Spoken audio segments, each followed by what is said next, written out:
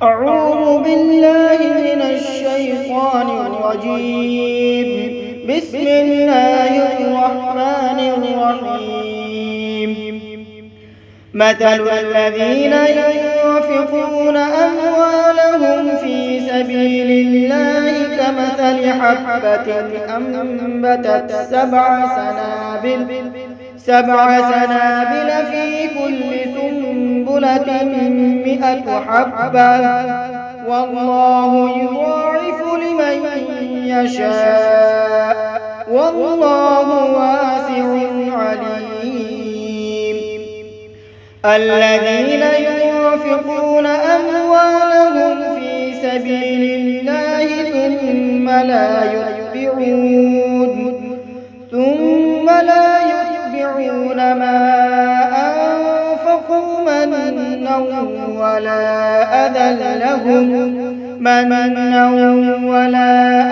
لهم أجرهم عند ربهم ولا خوف عليهم ولا هم يحزنون. صدق الله العظيم. ترجمہ سورہ بقرہ آیت نمبر 261-262 میں اللہ تعالی فرماتے ہیں، جو لوگ اللہ کے راستے میں اپنے مال خرچ کرتے ہیں ان کی مثال ایسی ہے جیسے ایک دانہ 7 بالیں اگائے اور ہر بال میں 100 دانے ہوں.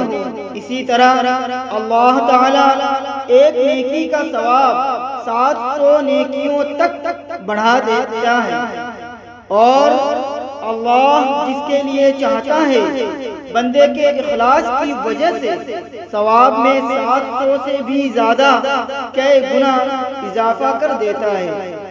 اللہ بہت وسعت والا اور بڑے علم والا ہے.